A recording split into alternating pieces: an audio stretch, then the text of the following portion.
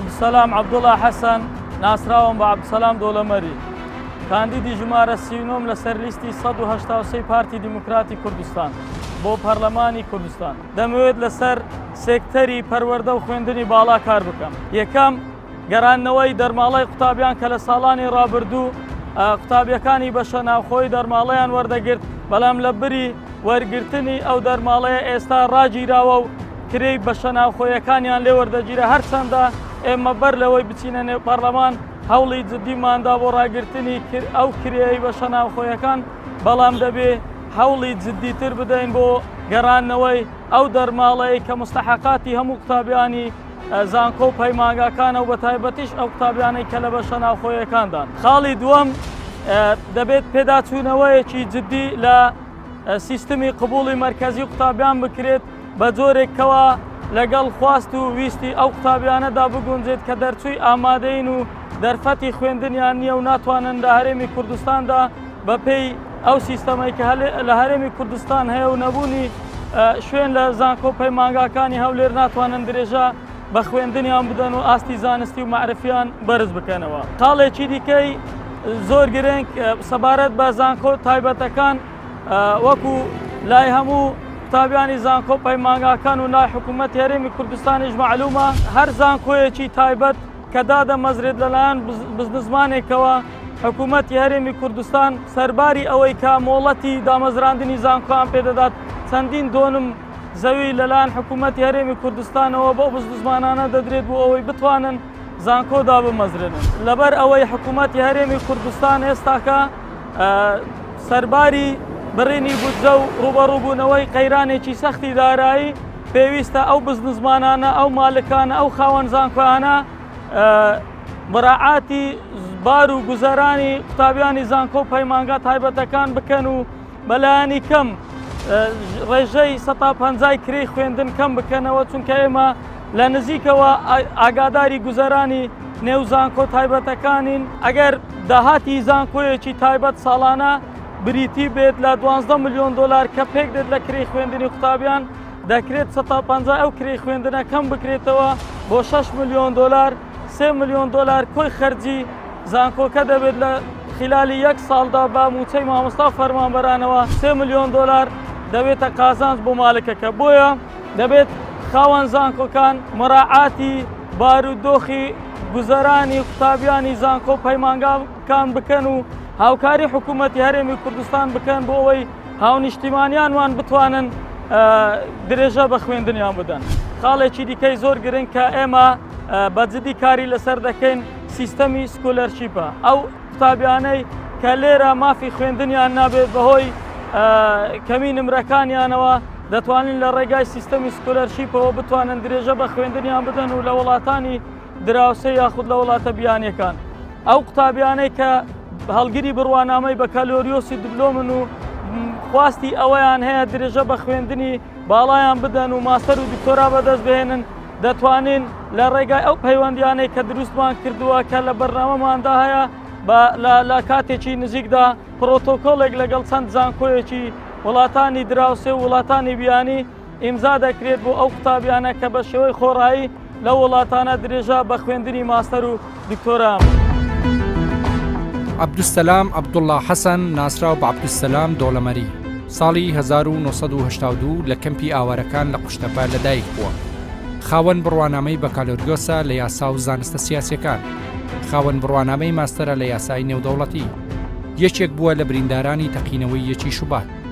سەرۆکی دەستەی ئەمیندارانی زانکۆی حەیات بووە بە وەکالەت، ئەندامی بۆردی دامەزرێنەرانی کۆمەڵەی یاساناسانی کوردستانە.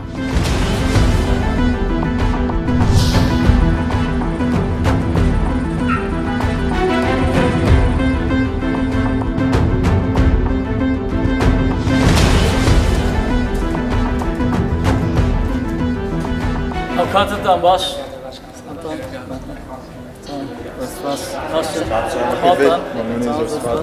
من عەبدوسەلامم کاندیدی ژمارە 39 لەسەر لیستی 183 پارتی دیموکراتی کوردستان بۆ پەرلەمانی کوردستان. دەتانەوێت لە 4 ساڵی داهاتوودا چ بکەم ئەوە بەشە ناوخۆیەکان نەبوو قوتابیانی زانکۆ پەیمانگەکان. سەرەتا خێراتەی بەڕێزە دەکەین هەموو پێشتریش ئۆتۆماتەناسی یعنی ئەوە نییە کە کاتی دەنگدان یان کاتی خۆڵ بژاردن بێ سەردانمان بکەیت پێشترش یعنی 150 دیار بە ناو قوتابیان و کاری باش کردیان هەموو کاتێک بەدەم داواکاری قوتابیان هاتووی سەویس سێباڵی بە هەموو شێوە کاری کردووی و داواکارین کاری زیاتریش بکەی لە داهاتوو بەڕاستی من ئەم پیاوە کە ناسیم تقریبان 2 ساڵ پێش ئێستا ناسیمە لە ڕێ چەند هاوڕێیەکمان ئەو کاتە ئێمە لە بێکەسی ئەم پیاوەمان ناسی لە کاتێکا بوو کەمە ئیزرابمانە کرد کەسمان نەبوو هیچ کەسێک نەبوو کە پاڵپشتیمان کە بەتەنیا بوو لەسەر جادەکان نەخەوتین کەسێک نەبوو کە پشتگیریمان کە ئەم پیاوە بەبێ ئەوەی کە سەیری ئەو بکە کە ئایا ئێمە سەر بە چی حیزبێکین یا سەر بە چی لایەنێکین پشتگیری کردین تا سەرێسقا من ئەگەر دەم لەبەر خاتریان پیاوە دەکەن ڕاستی خۆی ئەندامی لایەنێکی ترم بەڵام بەبوونەی ئەوەی کە بەو شێوەیە تۆ مامەڵ لەگەڵاکردین بەو پەڕی جدیەوە یعنی بێەوەی جۆ بێتە بیر و ڕای سیاسی ئیتر هەموو کێشۆگرفتەکانی ئێمە چارەسەر کردووە جگەلەوەی بەدەم زۆربەی داواکاریەکانی کۆلێژەکەمان هاتووی بەڕاستی ئەزانم ئەگەر تۆ لە هەر جەیەک بی یعنی لە هەر لایەن و لە هەر حیزبێک بی دەنگ بە تۆ بدەم و پرسیارێکشم هەیە چ کارێکەکەی کە تۆ لەم ماوەی دواتوە بیکەی بۆ ئەوەی دەرماڵی خوێندکاران ئەوەی کە ئەدرا دووبارە دابیم کرێتەوە بۆ خوێندکاران سەبارەت بە دەرماڵەی قوتابیانی بە شەناخۆیەکان ئەوە یەکێکە لە پرۆژە هەرە لە پێشینەکانی من لە ئەولەویەتی ئیشەکانی مندایە لە ساڵانی ڕابردوو هەموو قوتابیانی بە شەناخۆی دەرماڵەیان وەردەگرت بەڵام ئەو چەند ساڵی ڕابردوو سەرباری ڕاگررتنی ئەو دەرماڵەیە کرێی بە شەناخۆیشان لە قوتابیان وەردەگرت هەرچەندە ئەوەش بە هەوڵ و کۆششی ئێمە و بەڕێزان لە زانکۆکانی هەولێر لە سەر و کاتی زانکۆکانی هەولێر ئەوە نەما کرێی خوێندن کرێی بە شەناخۆیەکان لە قوتابیان وەرناگیرێت بەڵام ئێمە هەوڵ دەدەین نەک تەنها ئەو بڕە کەمەپارەی کە پێشتر بە قوتابیانی بە شەناخۆیەکان دەدرا بەڵکو ئێمە دەبی هەوڵی جددی بدەین بۆ ئەوەی بە شێوەیەکی باشتر ئەو دەرماڵەیە بە قوتابیان بدەین پێویستمان بە ئەندام پەرلەمانێکی قوتابی هەیە چونکە بۆی پشتگیری لە قوتابی بکە چونکە قوتابی داواکاری زۆرە هیچ لێیان جێبەجێ ناکرێت بەڵام ئەگەر تو بچی لۆمە زۆر باشە پێویستمان بەتوە چونکەمە پێویستمان بە ئەندام پەرلەمانەکە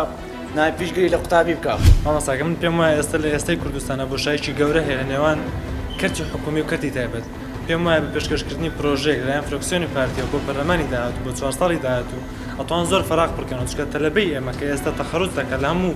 پەیمانگا و زانکۆکانی ئێمە ئەو فراغی هەیە چاوی لە دامەزراندنە ئەگەر من بین باڵانسێک دروستکەین نێوان کەرتی تایبەت و کەرتی حکومی پێم وایە کارێکی زۆر باش بۆ گەنجەکانەکەین بەتاکید ئینشاڵڵەوە یەکێک دەبێت لە پرۆژەکانی ئێمە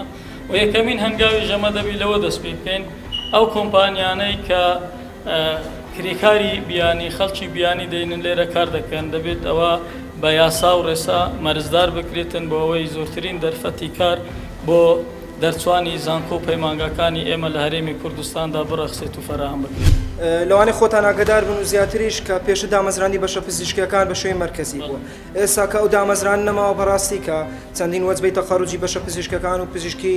دەرمانسازی و پزیشکی ددان و وەزانسە تەندروستەکان و پەرستاری هەیە بەبێ دامەزراندن فراغێکی زۆر و بەڕاستی بۆشایەکی دەرونی لەلامان دروستکرۆ کە چەندین ساڵ بۆ دەرەجە بەرزە ئەخوێنین بەبێ دامەزراندن هیوادارین وەک فراکسیۆنی پارتی ئاگداری کاروبارەکانتانی و دایمەنیش سەلماندووتانە کە بۆ کوردستان کار دەکەن کە بۆ هەموو خەڵکێک کار دەکەن بەبێ جیاوازی لایەنی حیزبی و لایەنی ڕەنگی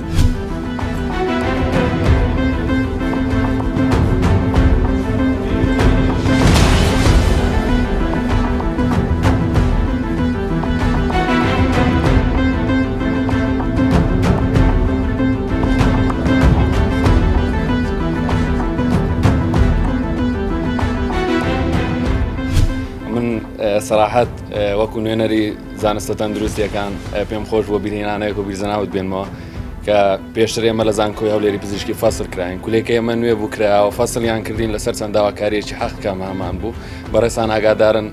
زێرەڤانی هێرشی کردە سەر ئێمە و ئەگەر بەڕێزیشتان نەبان دڵنیام شتی خراپترمان بەسەردادۆ وەکو ساڵێک فەسڵ کراین لە زانکۆ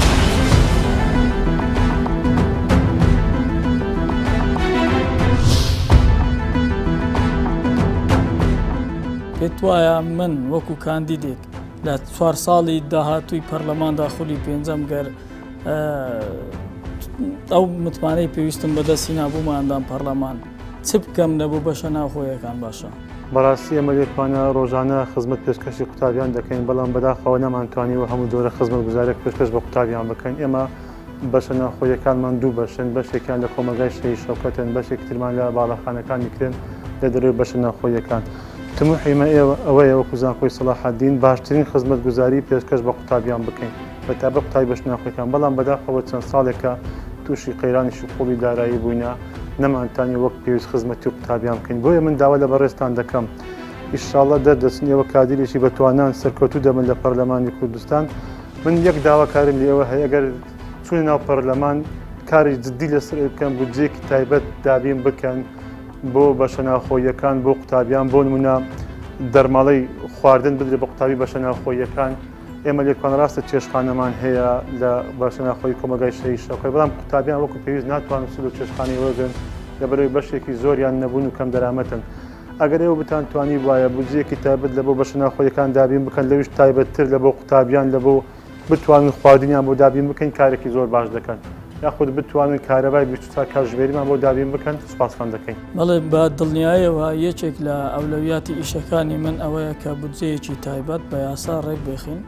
لە پەرلەمانی کوردستان کە بودجەیەکی تایبەت لە بۆ بەشە ناوخۆیەکان دابین بکرێتن و کەم و کوڕیەکان پێی کۆتایی پێ بهێنرێت.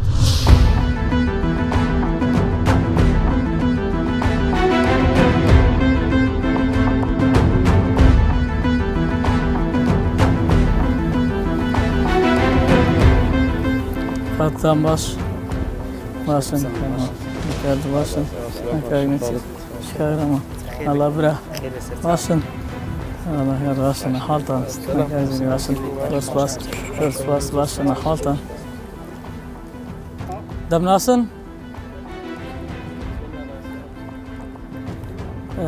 کەواتە مادەم دەمناسن پێویست ناکە خۆم بناسێنم دووبارە دەمەوێت بزانم ئەمەن کە دوای ئەوەی متمانەی ئێوە کە بەدەست بهێنم و ببمە پەرلەمانتار دەتانەوێت لە 4 ساڵی داهاتوودا چ بکەم چۆن بتوانم خزمەتی قوتابیانی زانکۆ پەیمانگاکان بکەم. یعنی ئەوەی قوتابی کۆلێژ بێ دەزانی زەنا بدە لە هەموو مەراسیم و بۆنەکان بەشداربی لە کۆلێژەکان دایم لەناو قوتابیان و لە خەمی قوتابیان بووی بەس دەمەوێت گرنتی ئەومان بدێت کە قوتابیانی بەشە ناوخۆیەکان لەمە دوای ینی وەختی امتحانی کارەبای نەبڕێیان ئاوی هەبی پێداویستیەکانی بەعام لۆی دابین بکرێت یعنی ئەو شەڕی لەناو قوتابیان بووی وەکو براگەورە بووی لەوێندەریش بەردەوام بی و زیاتر پەرێ پێ بدەیت. بە تاکید ئینشاءڵڵا هەروەکو چۆن پێشتر لەگەڵتان بوومە هەمیشە هەر لەگەڵتان دەبم و داکۆچی کارێکی سەرسەختی مافەکانیشتان دەبم ئەوەی لە توانای ئێمەشدا بیت هەروەکو چۆن لە ڕابردوودا ئێوە شایدیمان بۆ دەدەن قسووریمان نەکردووە لە داهاتووشدا هەمان ئەو کەسە دەبین.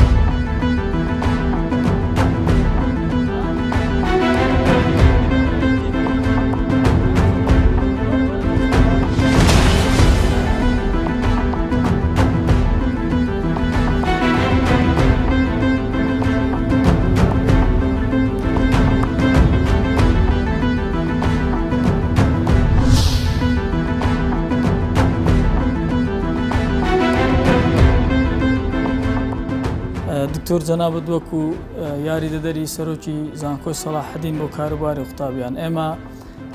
لە خلالی ئەو سەردانانەمان لە بۆ بەشە ناوخۆیەکان بۆمان دەرکەوت کە هەندێک کەم و کوڕیان هەیە و هەندێک داواکاریان هەیە یەکێک لە داواکاریەکانیان بریتی بوو لە گەڕاندنەوەی دەرماڵەی قوتابیان کە لە ساڵانی ڕابردوودا وەکو جەنابەت ئاگاداری قوتابیانی بەشە ناوخۆیەکان هەمویان دەرماڵەیەکیان هەبوو ئەو دەرماڵەیە ئێستا نەمایە ئێمە دەتوانین چی بکەین بۆ گەڕاندنەوەی ئەو دەرماڵەیە. دەرماڵی قوتابیان خۆت قەیرانی دارایی بەسەر کوردستان داهاتووە بە شێوەیەکی وا قورس تەسیری نەکرد لە قوتابیان لە هەموو مەفاسڵەکان و هەموو کۆمەڵگا بە شێوەیەکی گشتی کردیا یەکش لەوانە کە قوتابیان بووین ئەمە هیوادارین جەنابتان وەکو ئینشاءڵڵا سەردەکەون لەم پرۆسەیە دەستنا پەرلەمان داکۆکی لەم مافە بکەن و بتوانن ئەم دەرماڵەیە بە یاسایەک دابڕێژن و ئینشاءڵڵا وا دەبێت کە بگەڕێتەوە بۆ قوتابیان. سەبارەت بە ئەو کەم و کوڕیانەی کە لە نێو بەشە ناخۆیەکاندا هەیە ینی سەرباری ئەوەی کە حکوومەتی هەرێمی کوردستان لە ماوەی ڕابردوو ڕوبەڕووی بڕینی بودجە و قەیرانی داراوی بووەوە بەڵام ئێوە چۆن توانیتتان وەکو پێویست ئەو کەم و کورتیانە نەهێڵن لە ناو بەشە ناوخۆیەکان بەشە ناخۆیەکان بە شێوەیەکی گشتی ئەمە حتاکو توانیمان بە شێوەیەکی گشتی توانیمان هاوکاری قوتابیان بکەین بەڵام خۆتان زانن بەشە ناخۆیەکان زۆرن لە سەدا 20 قوتابیانی وەرگیراوی زانکۆی سەلاحەدین و زانکۆکان بە شێوەیەکی گشتی 120 قوتابیانی دەرەوەی شارن 120 ئەمە بە شێوەیەکی گشت تقریباً 5,000 تا 6,000 قوتابی دەرەوەمان هەیە ڕۆژانە 6,000 قوتابی لای ئێمەیە ئەمە شکارێکی ئاسان نییە بتوانین 100% بتوانین خزمەتی تەواویان بکەین بۆ ئێمە پێویستیمان بە هاوکاری حکوومەت زیاترە پێویستیمان بە یاسا هەیە بتوانین بەشە ناخۆیەکان و دابڕێژن کە بودجەیەکی باشیان بۆ تەرخان بکرێ یان هەرچی نەبێت ئەو بەشە ناخۆیی کە هەیە ئێستا کە 6 ملیار دۆلاری دەوێتەوە بکرێت ئەوانە بە یاسایەکیان بە هاوکاریەکە لە پەرلەمان داکۆچی بەڕێستان ئەگەر ئینشاءالله نەک ئەگەر ئینشاءالله کە دەرچوون گەیشتنە ئەوێ داکۆچی تەواو دەکەن بۆ ئەوی ئەم بەشە ناخۆیانە وا دابڕێژنەوە سیستەمێک هەبێت تا بتوانین قوتابیان بە شێوەیەکی گشتی سودمەندن تێدا منیش وەکو بربژێرێک بەڵێن دەدەم ئەگەر دەنجی پێویستم بەدەستهینا متمانەی هاونیشتمانیانم بەدەستهینا و بوومە پەرلەمانتار لەوێ داکۆچی کارێکی سەرسەختی ماف و داخوازیەکانی قوتابیان دەبم و هەوڵ دەدەم بە یاسا و ڕێسا ئەوە تەسبیت بکەم کە بودجەیەک لە بۆ بەشە ناوخۆیەکان دابین بکرێتن بۆ خزمەتی قوتابیان بەکار بهێنرێتن و هەروەها دەرماڵەی قوتابیان نەک هەر ئەو بەشە کەمەی کە پێشتر پێیان دەدرا بەڵکو بە ڕێژەیەکی زیاتر ئەو دەرماڵەیە بە قوتابیان بدرێت بۆ ئەوەی بتوانێت خوێندنی خۆی تەواو بکاتن و ئاستی زانستی و معرفی بەرز بکاتەوە خۆی ئەوەی ئێش و ئازاری چەشت بێ لە خلالی ئەو فترێ بەسەر کورد و بە شێوەیەکی گشتی بەسەر کوردستان داهات بێت دەزانێت ئێش و ئازاری خەڵک چیە بە تایبەتی ئێوە پشتی شێرتان بەرکەوتەوە لەوەی کە کوڕئەنفال و کە زۆر معاناتان هەبووە و خەڵکانی تریش بەو شێوە هەیە بەڵام توش هەر لەو کاندیدانە ئینشاءالله سەردەکەوی من حەز دەکەم تو ئەو ئێش و ئازارەی خۆتان بتوانن وادا کۆچی لە پەرلەمان بکەن کە جێی دەستان دیار بێت چۆن وا لە ناو قوتابیان ئیش و کارێکی باشتان کردووە کار و ساڵاتی باشتان کردووە ئینشاءالله هەر لەوێش سەرکەوتوو دەبن.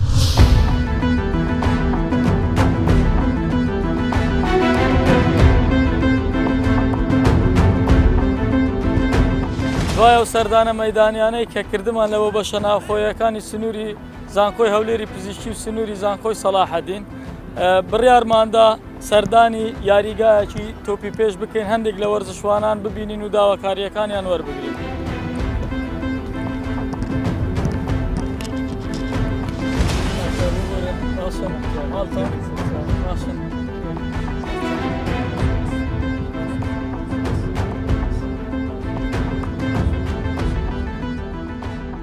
ئەو دەرفەتەمان بۆ ڕەخسا توانیمان دەنجی پێویست بینین و ببینە پەرلەمانتار دەتانەوێت چ بکەینە بۆ سێکتەری وەرزش پرۆژە چییە جەنابەت لە بۆ ئێستا لەو وەزعی داراییەی ئایا هیچ پرۆژەک تێدۆ بەرەو پێشچوونی وەرزش و هاوکاریکردنی وەرزشوانە بەنامەی پارتی لە وەبژاردننی وزارەی پەرلەمانی کوردستان چییە تایبەت بە زانکۆ بۆماکانی هەولێر وەرزش لای ئێمە وەکو پارتی دیموکراتی کوردستان گرنگی و تایبەتمەندی خۆی هەیە لە سایەی بایەخدانی حکوومەتی هەرێمی کوردستان بە ڕۆڵی وەرزش پێمان وایە کاروانێکی باشی بڕیا و گەیشتوتە ئاستێکی بەرز بەڵام سەرباری ئەوەش ئێمە دەبی گرنگی زیاتری پێ بدەین دەزانین هەندێک کەم و کوڕی هەیە بەڵام ئێمە بە یاساوە ڕێک دەخێن پەنا بەخوا ئەگەر ئەو فرسەتەمان بێتە پێش لە پەرلەماندا ئینشاڵڵا بە یاسا ڕێکی دەخێن هەرچی کەم و کوڕی وەرزشی هەیە لە خزمەتاندا دەبێت. لە داهاتوودا چ پرۆژێک بۆ وەرزشوانانی کوردستان هەیە کەوا بتوانین بگەینە ئاستی وەرزشوانانی دەروی وڵات شتێکەوەیە کا بگەینێت ئاسیوان. یەکێک لە پرۆژەکانی من وەکو بربژێرێک ئەوەیە کە سوود لە نادیەکانی دەرەوەی هەرێمی کوردستان وەربگرین هەوڵ بدەین لێرە ئەکادمیایەک بۆ یاریزانەکانی خۆمان لێرە بکەینەوە یاریزانەکانی خۆمان بەرەو پێش بکەین.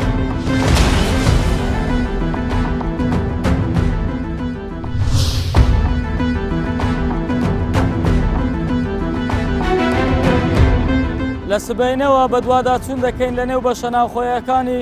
سنووری زانکۆی سەلاحەدین و سنووری زانکۆی هەولێری پزیشکی کە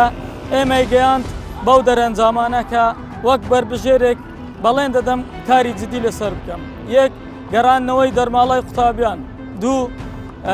باشکردنی بارودۆخی قوتابیانی بەشە ناوخۆیەکان، سێ جێبەجێکردنی سیستەمی سکۆلەرشیپ لەگەڵ زانکۆیانی وڵاتانی دراوسێ و زانکۆبیانیەکان کە ئێستا لە قۆناغی کۆتاییدا و هەوڵ دەدەین بە زووترین کات بگەینە قۆناغی کۆتایی و جێبەجێیان بکەین. خاڵێکی دیکەی گرنگ کە بریتە لە کرێی خوێندنی قوتابیانی زانکۆ تایبەتەکان کە پێویستە بەلایانی کەم 150 لە ڕێژەی کرێی خوێندنی ئەو قوتابیانە کەم بکەینەوە کە پێویستە لە پەرلەماندا بە یاسا ئەوە ڕێک بخەین. لە کۆتاییدا دەمەوێت ئەوە بە خانەوادەی سەربەرزی شەهیدان و ئەنفالکراوەکان ڕابگەینم کە وەک کوڕە ئەنفالێک دەمەوێت نوێنەری ڕاستەقینەیان بم و نەوەی هەموو خانەوادەی سەربەرزی شەهیدان و ئەنفالەکان زەمالەی خوێندنیان بۆ دابین بکرێت. لە کۆتاییدا داوا لە دەنگدەرانی هەرێمی کوردستان دەکەم کەوا متمانەم پێ ببەخشن و بەڵێنیان پێدەدەم کەوا نوێنەری ڕاستەقینەیان بم و بەرگری کارێکی سەرسەختی ماف و داخوازیەکانیان بم.